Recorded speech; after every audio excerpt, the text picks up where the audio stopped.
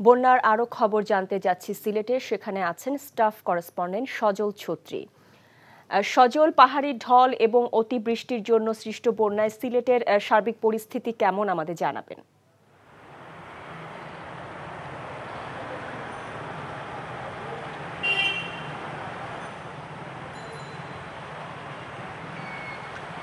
শাওন, সিলেটের বিভাগের 4 জেলাতেই কিন্তু বন্যা এর মধ্যে বিস্তৃত হয়েছে এবং প্রায় বলা হচ্ছে যে প্রায় 40 লাখের মতো মানুষ কিন্তু দুর্ভোগের মধ্যে পড়েছে এবং কোথাও পানি কমছে, কোথাও কিন্তু বাড়ছে।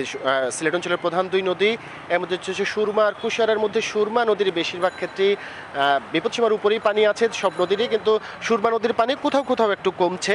অন্যদিকে কুশিয়ারা নদীর পানি কিন্তু ক্রমাগত বাড়ছে। এখন জন্ম সনদ দিয়ে খোলো বিকাশ স্টুডেন্ট অ্যাকাউন্ট, নিজের বিকাশ নিজে কর। হচ্ছে পাহাড়ি ঢলের কারণে আসলে এই পানি বাড়ছে, যদিও বৃষ্টি কমে এসেছে। আজ সকাল থেকে বৃষ্টির একটু বিরাম ছিল, দুপুরের পর এখন পর্যন্ত বৃষ্টি হয়নি। পানি উন্নয়ন বোর্ড এবং আবহাওয়া অফিস বলছে যে বৃষ্টিপাত যদি এরকম কমে আসে তাহলে কিন্তু পানি নামতে শুরু করবে, তবে উজানের ঢল কমতে হবে।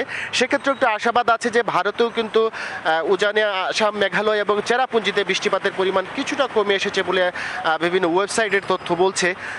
সেক্ষেত্রে বন্যা পরিস্থিতি কিছু উন্নতি হতে পারে। কিন্তু পানি নামার ধরন যদি দেখেন, এটি হচ্ছে সিলেট নগরীর তালতলা মোড়। এটি অত্যন্ত গুরুত্বপূর্ণ মোড় সিলেট শহরের এবং প্রবেশের অন্যতম পথ। এই সড়কটি কিন্তু 4 দিন ধরে পানি বন্দী আছে এভাবেই, এবং এই হাঁটু পানি মারিয়েই মানুষ চলাচল করছে। 2 দিন মাঝখানের সড়কটি পুরোপুরি বন্ধ ছিল। এভাবে আসলে ভোগান্তি পুরো সিলেট জুড়ে ছড়িয়ে আছে এবং পানি নামছে অত্যন্ত ধীর গতিতে। এরই মধ্যে এইচএসসি পরীক্ষা স্থগিত করা হয়েছে এবং শাহজালাল বিজ্ঞান ও প্রযুক্তি বিশ্ববিদ্যালয়ের ক্লাস পরীক্ষা কিন্তু অনলাইনে নেওয়ার সিদ্ধান্ত নেওয়া হয়েছে এবং পানি সম্পদ প্রতিমন্ত্রী, দুর্যোগ ব্যবস্থাপনা প্রতিমন্ত্রী এর মধ্যে পরিদর্শন করেছে।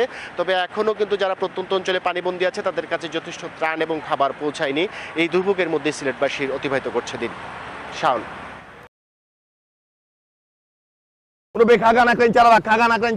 কই যাবেন? একদম শীতকালে বড় ভাই টান দিয়া যাবো, খাগা না চারাবাগ।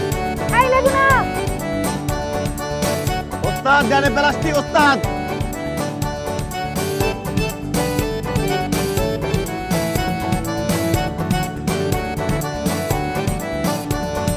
আপনার বান্ধবী আসেনি আজকে? না, কেন রে লাগবে? গেল কই? হে পৃথিবী, তুমি আমাকে ক্ষমা করে দিও। কইছি না বাপ তুইলা কথা কবি না, কইছি একবার কলিজার টাইন আছে।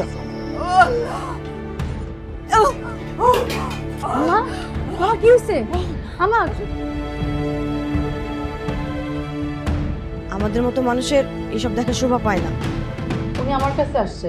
কাস্টমার, আমি পাশেই আছি, ঠিক আছে? আমি তোমার কতটা ভালোবাসি, আমি তো মানুষ সুইটিরে ভালোবাসছি।